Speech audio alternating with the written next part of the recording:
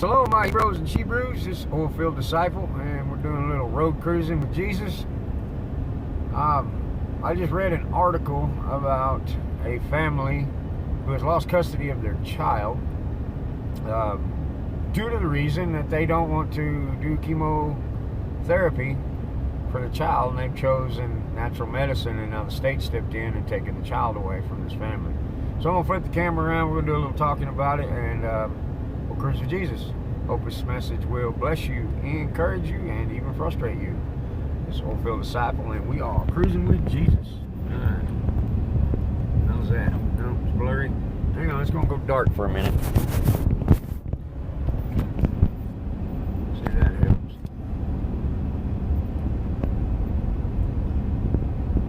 Well, oh well.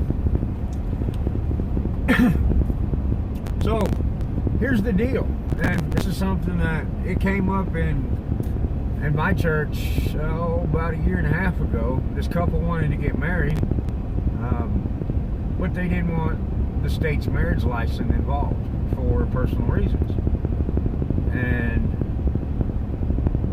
me being a marriage counselor, I went through the scriptures with them, and I agreed with them. I agreed that they should not get a marriage certificate from the state.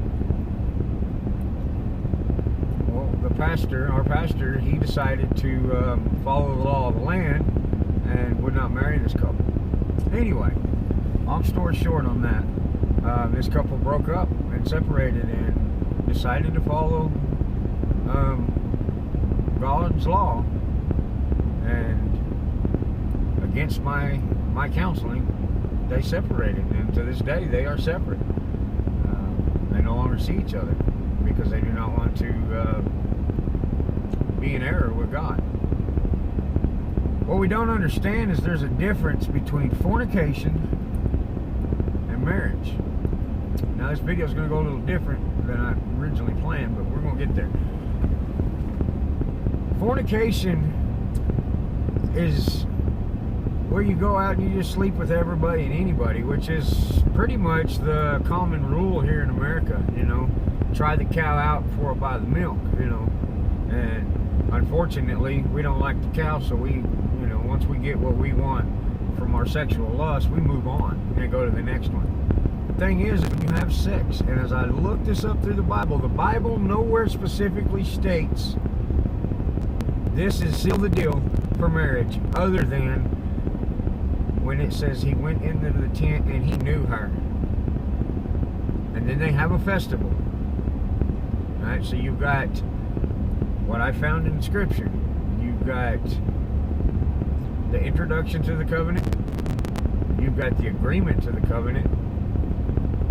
You consummate the covenant when you go in your tent with her and know her. And then you have a festival. And now you're married.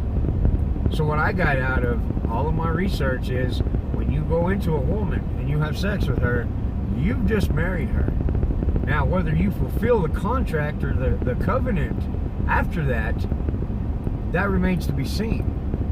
But you did enter into the contract and the covenant according to God the minute you enter into that woman. But see, here in America, we don't like that.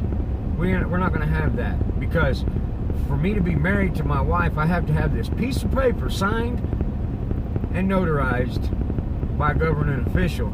Then I'm legally married, regardless of sex or festival or anything else. That's what we see here in America. That's what we deem being married, is this little piece of paper from our government, from the state of New Mexico or the state of Oklahoma, wherever the heck you're from. You have to have this piece of paper, and that constitutes man and wife. That ain't what God says. But see, we want to be biblical here in this church, in these churches, but only we want to be halfway biblical. You feel me? All right. So this couple, and one thing I caught, and I haven't really done a lot of research on this one yet, but one thing I did notice is their last names are different. The husband and wife with his child, their last names are different. Now, we would constitute that as not being married. They don't have a marriage certificate. They have not changed their last names. Who gives a damn What does God say? That man obviously entered into that woman because there's a child by the result of it. He is married to her. How come we in the church won't accept that? Oh, because that's man's law. Well, here's the deal. I'm supposed to follow God. I'm supposed to follow man's law until it contradicts God's law.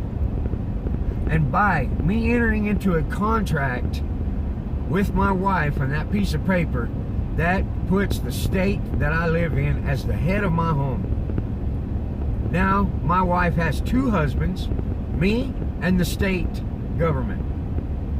Now, is that God's legal ramifications? Is that God's standard for marriage?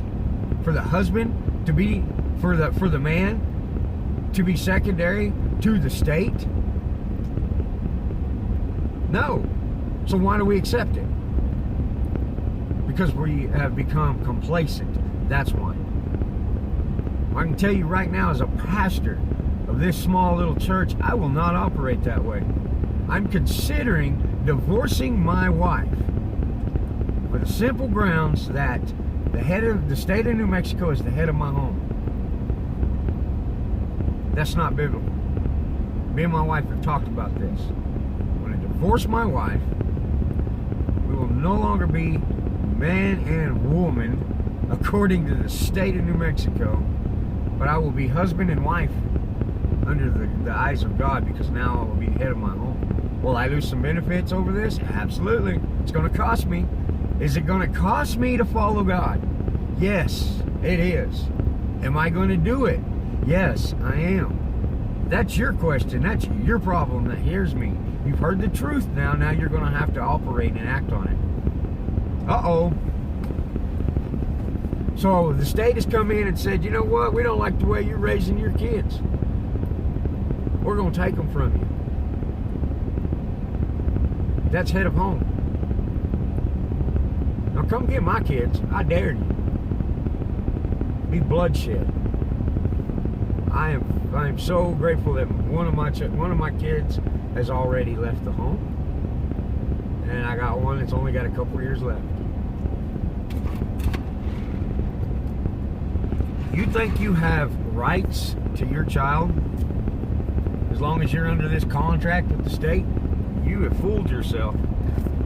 You were delusional.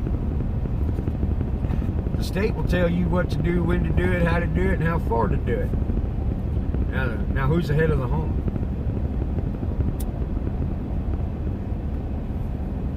We've been sold a lie, people, and we bought into it because it's convenient.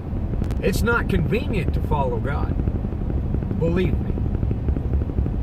It's not comfortable following God.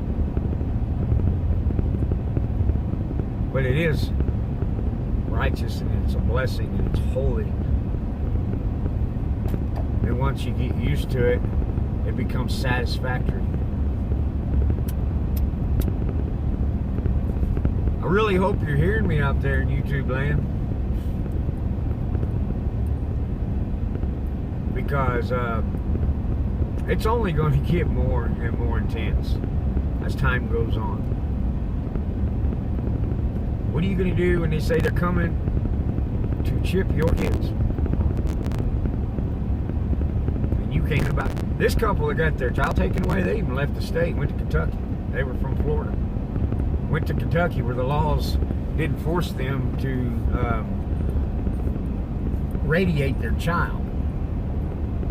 Guess what? The state of Florida said, oh, hell no. We coming for you. We got a warrant for your arrests, and we coming for you. And they went all the way to Kentucky and got this couple. They're just terrible criminals, aren't they? America's most wanted. Couple tries to protect their children and raise their children the way they want. Absolutely not. Bring in the FBI, the CIA, the BBC, whoever, whatever alphabet soup that's supposed to be able to find everybody that they're looking for. Found Osama bin Laden, didn't we? Yeah, I hope you buy into that one. Come on. Y'all better wake up. Better wake up. Smell the deceit. Because it's right there in your lap. It's in your backyard and it's in your bedroom. And you're blind to it. Some of y'all may not be. Some of y'all may be just as aware as I am. And I believe there's a couple. Oh, John Aishi, my brother there, always comments on all my videos. There's a couple awake. But just me looking around and judging for myself, most of y'all asleep. Y'all sleep, the government's in your back pocket. He's in your bedroom. He's sleeping with your wife. Sleeping with your husband. Raping your husband. Because the husband ain't no longer the head of the home. Hasn't been for a long time here in America. We're supposed to be free, but yet I got to get a license to get married. I got to get a license to drive a car. I got to get a license to go get meat and put it on my table. That ain't freedom, that's tyranny. But we accept it. I did it for a long time. I was happy with it. Woohoo, living the American dream, making that money. It's all about the money, baby. I'm going to let that lay where it lays. I'm going to let it fall where it falls. I hope those who have eyes to see, sees, and those who have ears to hear can hear.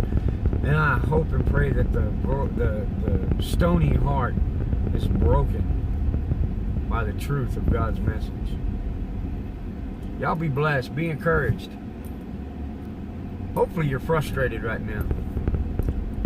By the mighty hand of Jesus, this old-filled disciple. I'll catch you on the next ride.